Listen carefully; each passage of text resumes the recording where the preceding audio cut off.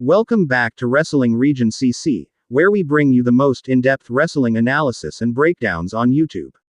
What happens when the Samoan werewolf comes face to face with the game in a backstage confrontation that nobody saw coming? Today, we're breaking down every single detail of the explosive moment when Jacob Fatu confronted Triple H behind the scenes, and trust me, wrestling fans, you do not want to miss what went down. I'm breaking this down piece by piece, so stick around until the end because the implications of this confrontation are absolutely massive. If you're new here, smash that subscribe button and hit the notification bell so you never miss our coverage of the biggest moments in professional wrestling. Let's set the scene for those who might have missed it. Jacob Fatu has been making waves ever since his arrival in the wrestling world's biggest stage. This man is an absolute force of nature, standing at 6 feet tall, weighing 280 pounds of pure intensity, and bringing a legitimate Samoan wrestling pedigree that runs deep through his veins. For those who don't know, Jacob Fatu isn't just any wrestler. He's the son of the Tonga Kid, the nephew of Rikishi and Umaga, and he carries the weight of one of wrestling's most legendary families on his shoulders. But here's the thing, Fatu has never been content just riding on his family name. This man has carved out his own path, his own identity, and his own terrifying reputation. Before this backstage encounter, Fatu had been on an absolute tear. Week after week, he's been delivering performances that have the entire wrestling world talking. His moveset is vicious, his psychology is tremendous, and his presence is genuinely intimidating. When Jacob Fatu walks into a room, you feel it. The atmosphere changes. The energy shifts. Now, Triple H, the cerebral assassin, the King of Kings, the game himself, has transitioned from being one of the greatest in-ring competitors of all time to becoming one of the most powerful executives in wrestling. He's the man making decisions, the man controlling storylines, and the man who determines who rises and who falls. These two men existing in the same space was always going to create friction. It was only a matter of time. So here's how it went down. According to multiple reports and eyewitness accounts from people who were backstage during this incident, Jacob Fatu was coming out of a production meeting. He'd just finished discussing his upcoming program, and by all accounts, things hadn't gone exactly the way he wanted. Now, as Fatu was walking through the backstage corridor, and for those of you who've been backstage at wrestling events, you know these hallways are tight, they're busy, and they're filled with crew members, other talent, and executives moving from place to place. That's when he spotted Triple H talking with several members of the creative team. Here's where it gets interesting. Instead of walking past, instead of waiting for a more private moment, Jacob Fatu made a choice. He walked directly toward Triple H, and according to people who were there, you could see the determination on his face. This wasn't a casual conversation he was about to have. This was intentional. This was calculated. Fatu approached, and the first thing people noticed was his body language. His shoulders were squared, his jaw was set, and he had that intensity in his eyes that we see when he's in the ring about to unleash destruction. The conversation started calmly enough.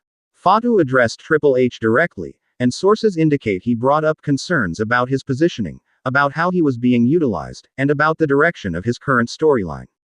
But here's the key detail that everyone's talking about. Fatu wasn't asking permission. He wasn't requesting a meeting. He was telling Triple H what he expected.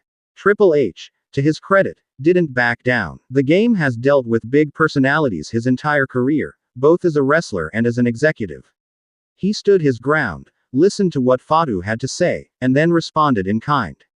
The exchange apparently lasted several minutes, and while voices were raised at certain points, people backstage emphasized that this wasn't a shouting match.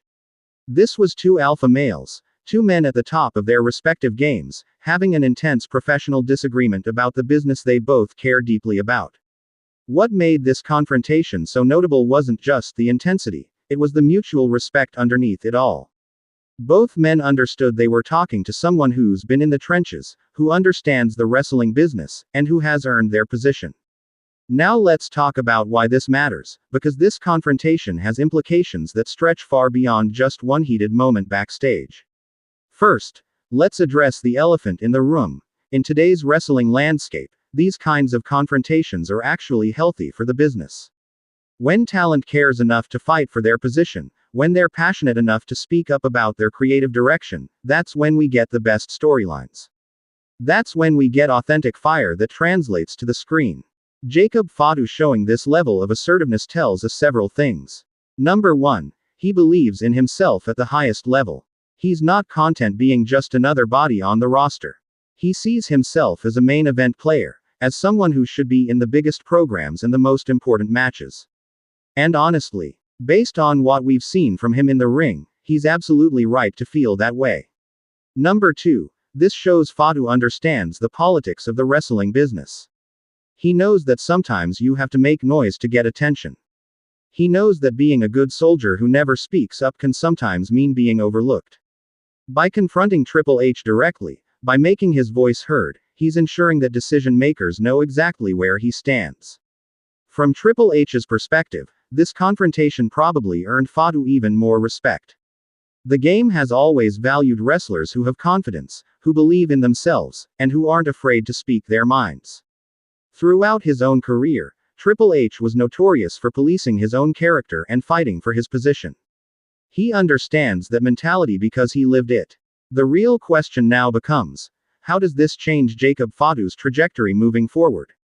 If history is any indication, wrestlers who show this kind of fire often find themselves in better positions afterward.